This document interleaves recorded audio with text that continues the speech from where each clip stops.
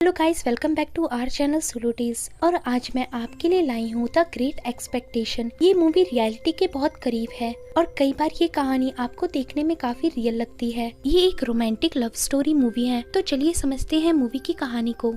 तो कहानी की शुरुआत 10 साल के फिन नाम के एक लड़के से होती है। फिन एक अनाथ बच्चा होता है जिसके माता पिता के गुजर जाने के बाद उसका ख्याल उसकी बड़ी सिस्टर मैगी और उसका बॉयफ्रेंड जॉय रखते हैं। जॉय पेशे से एक फिशरमैन है और तालाब के पास फिश पकड़ने का काम करता है। एक दिन फिन बीच के पास जाकर तैर रही मछलियों की ड्राइंग बनाने लगता है, पर तभी अचानक से एक आदमी फिन को नीचे खींच लेता है और उसका मुंह बंद करते हुए उसे एक बोल्ट कटर लाने को कहता है ताकि वो अपनी जंजीर खोल सके। ऐसा कहकर वह उसे छोड़ देता है। ये आदमी देखने में हमें कोई जेल से भागा हुआ कैदी मालूम पड़ता है। आगे फिन अपने घर पहुंचता है और इस बारे में अपनी बहन मैगी और जॉय को कुछ नहीं बताता, लेकिन रात के समय वह कैदी की मांगी गई चीजों को अरेंज करने में लग जाता है और फाइनली वह उसे लेकर कैदी के पास पहुँचता है। कैदी फोल्ड करने से अपनी जंजीर काट लेता है। आगे फिन उसे एक ड्रिंक की बोतल और एक सैंडविच देता है जो वो अपने घर से लाया था। तो ये देखकर कैदी बहुत खुश होता है और उसे अपने साथ एक बोट में बैठने को कहता है। आगे ये दोनों बोट से होते हुए मेक्सिको सिटी जाने लगते हैं, पर तभी फिन को दूर से पुलिस की बोट दिखती है और वह ये बात कैदी को बताता है। कैदी अपनी जान बचाने के लिए बोट से उतर जाता है और पानी में छिप जाता है। पुलिस फिन से पूछती है कि क्या आपने किसी कैदी को देखा, तो फिन पुलिस से झूठ कहता है और बोलता है नहीं। आगे फिन पुलिस से छिपाते हुए एक ट्यूब पानी में फेंकता है ताकि वो कैदी तैर सके। लेकिन अगले ही दिन जब फिन अपने कमरे में होता है तो उसे पता चलता है कि वो जेल से भागा हुआ कैदी अब फंस चुका है और उसे पुलिस ने दोबारा से अरेस्ट कर लिया है। आगे मैगी के बॉयफ्रेंड जॉय को फ्लोरिडा की सबसे अमीर लेडी मिसेस नोरा डाइम्समोर के यहाँ गार्डनिंग का काम मिलता है और वो फिन को भी अपने साथ ले चलता है। फिन वहाँ जाकर देखता है कि उस लेडी का मेंशन बिल्कुल भी सुंदर नहीं है और किसी टूटे फूटे दिल की तरह टूटा हुआ है। लेकिन तभी फिन की नजर एक छोटी लड़की पर पड़ती है जो फिन की उम्र की थी।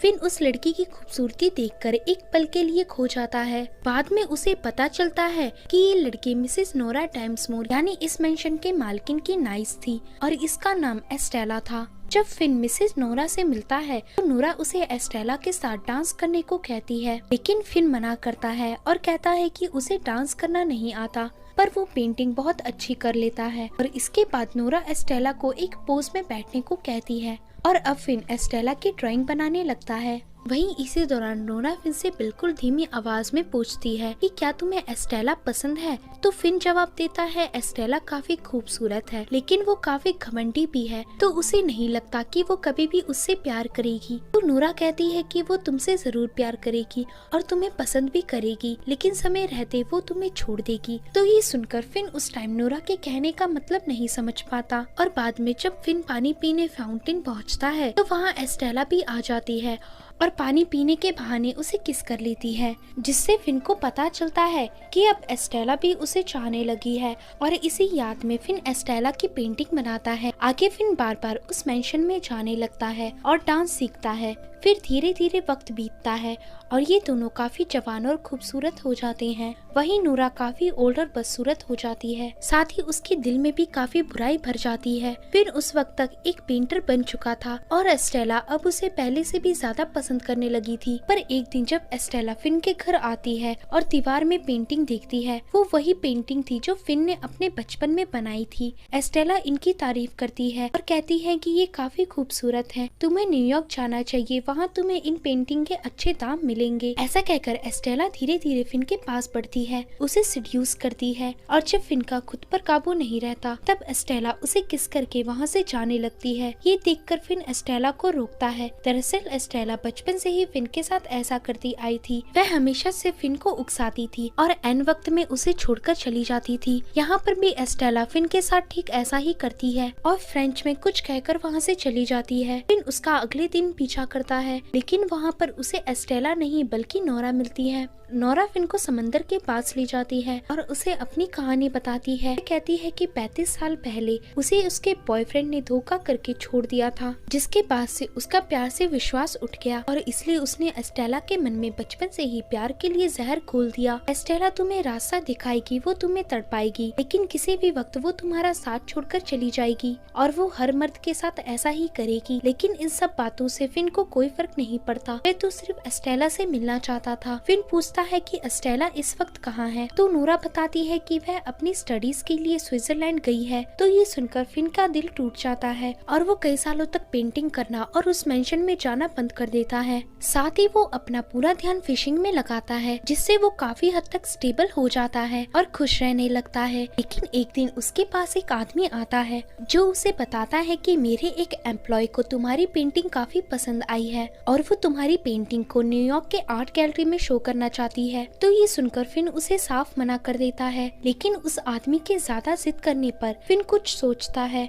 और फिर मान जाता है। इसके बाद फिन नोरा के घर जाता है, क्योंकि उसे लगता है कि ये नोरा का ही प्लान है उसे न्यूयॉर्क भेजने का और एस्टेला से दोबारा मिलवाने का, क्योंकि इस वक्त एस्टेला न्यूयॉर्क में ही है। तो इस सिलसिले में फिन नोरा से बात करता है, लेकिन उसे पता चलता है कि नोरा इसमें कहीं भी इन्वॉल्व नहीं है। और साथ ही हमें ये भी पता चलता है कि अब नोरा अकेले रहकर और भी ज्यादा बुरी हो गई है। आगे फिन न्यूयॉर्क पहुंच जाता है, जहां पर एक दिन उसकी मुलाकात एस्टेला से होती है, जो पानी पीते समय बचपन की तरह उसे किस करने लगती है। फिर ये दोनों बातें करते हैं, जहां हम देख पाते हैं कि एक बार फिर एस्टेला को फिन ठीक उसी तरह घूरने लग जैसा कि वह बचपन में उसे घूरा करता था। इसका मतलब फिन आज भी एस्टेला को प्यार करता है। एस्टेला फिन को आज शाम की एक पार्टी में इनवाइट करती है और जब फिन वहां पहुंचता है तो उसे वहां एस्टेला का बॉयफ्रेंड वॉल्टर दिखता है, जो पेशे से एक बिजनेसमैन होता है। वॉल्टर बताता है कि वो जल्दी एस्टेला से शादी करने वाला है, जिसके बाद एस्टेला फिन से उसकी ड्राइंग बनाने का जिद करती है और अगले ही दिन फिन के अपार्टमेंट में आती है।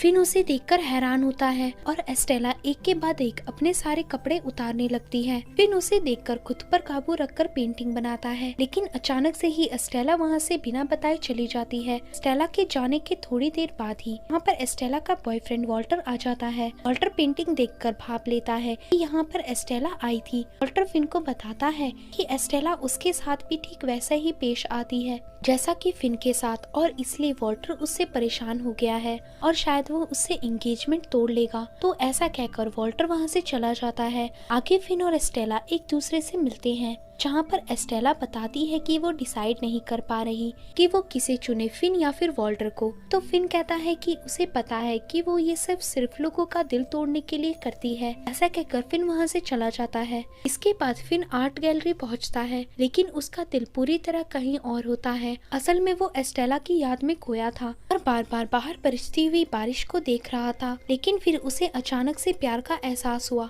और वो बारिश में भीगते हुए एस्टेला के पास के होटल में पहुंचता है। यहाँ फिन एस्टेला के दोस्तों के सामने उसे लेकर चला जाता है। यहाँ ये दोनों बीच रास्ते में किस करते हैं और अपने अपार्टमेंट में जाकर एक रात बिताते हैं। लेकिन तभी एस्टेला फिन से दूर जाकर बैठती है। फिन कहता है कि क्या हुआ, तो एस्टेला बताती है कि उसे एक बार नोरा से मिलकर आना होगा। तो फिन कहता है तुम मेरी एग्जीबिशन तक तो आ जाओगी। तो एस्टेला कहती है हाँ जरूर, मैं तुम्हारा एग्जीबिशन मिस नहीं कर सकती। इसके बाद दिन बीतने लगते हैं और आज फिन का एग्जीबिशन होता है। फिन अब काफी अमीर हो चुका था और उसके पास सब कुछ था, लेकिन उसकी आंखें एस्टेला को ढूंढ रही थी। काफी इंतजार करने पर भी एस्टेला वहाँ नहीं आती। वहीं फिन की बहन का हस्बैंड जॉय, जो कि अब बूढ़ा हो गया था और फिन के साथ उसके बचपन से था, वह कहता है कि तुम्हें एक लड़की के लिए अपना इतना टाइम वेस्ट नहीं करना चाहिए। वो तुम्हें हर बार धोखा देती है। लेकिन फिन उसकी बात नहीं सुनता और एस्टेला के न्यूयॉर्क वाले घर के सामने आकर चिल्लाने लगता है। यहाँ हम एक शैडो देखते हैं जो कोई आवाज नहीं देती। तो फिन घर के अंदर जाता है, उसे वहाँ कोई नहीं दिखता, पर तभी उसे वहाँ पर नोरा दिखती है। नोरा कहती है कि ये मकान उसी का है,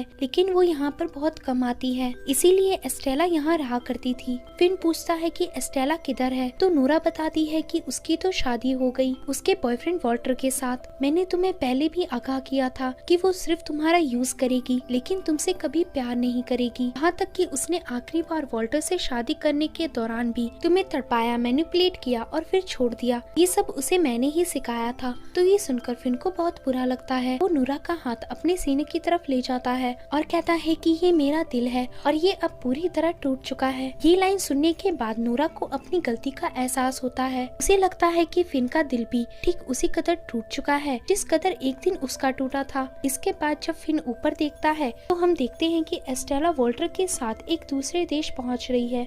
आगे फिन एक जगह पर जाता है जहां उसे एक बालों से ढका हुआ आदमी दिखता है। ये आदमी फिन की पेंटिंग की बहुत तारीफ करता है और उसकी पेंटिंग पर प्राउड जताता है। फिन पूछता है कि आप कौन हैं? तो वह आदमी बिल्कुल साइलेंटली जाकर फिन के गर्दन को हिलाने लगता है। तभी उसे याद आता है कि ये वही क्रिमिनल है जिसकी बचपन में फिन ने भागने में हेल्प की थी। इस क्रिमिनल का नाम आर्थर था और फिन की कामयाबी के पीछे इसका कहीं न कहीं बहुत बड़ा हाथ था। आर्थर फिन से बात करता है और उसे बताता है कि ये आर्ट गैलरी ऑर्गेनाइज करने वाला वही था। आगे ये लोग एक ट्रेन में बैठते हैं। ये ट्रेन बिल्कुल खाली होती है, लेकिन तभी वहाँ पर एक आदमी आकर उनमें से आर्थर को मार देता है। दरअसल ये आर्थर का दुश्मन था। आर्थर मरते समय फिन को सब कुछ सच बताता है। वह फिन को उसकी एक ड्राइंग बुक दिखाता है जिसे उस दौरान बचपन में फिन बना रहा था और ये बुक उसके हाथ लग गई थी। आर्थर बताता है कि जब फिन ने उसकी भागने में बचपन में मदद की थी तब से वो फिन के लिए उसकी हेल्प करना चाहता था। जेल में जब उसने फिन की ड्राइंग बुक देखी तो उसे फिन का आर्ट समझ आया और जब आगे चलकर उसने गैर कानूनी तरह से काफी सारे पैसे कमाए तो उसमें से अपना थोड़ा सा पैसा फिन के लिए ये आर्ट गैलरी खोलने में लगा दिया। इसका मतलब आज फिन के पास जो कुछ भी है वो सब आर्थर की वजह से है। तो ये जानकर फिन बहुत रोता है और आर्थर वहीं पर मर जाता है। आगे फिन को एहसास होता है कि वो सच में अपनी लाइफ में दूसरों पर ध्यान नहीं दे रहा है और फिर फिन इस गलती को सुधारने के लिए अपने पुराने घर जाता है और जॉय से माफी मांगकर अपना रिश्ता सुधारता है।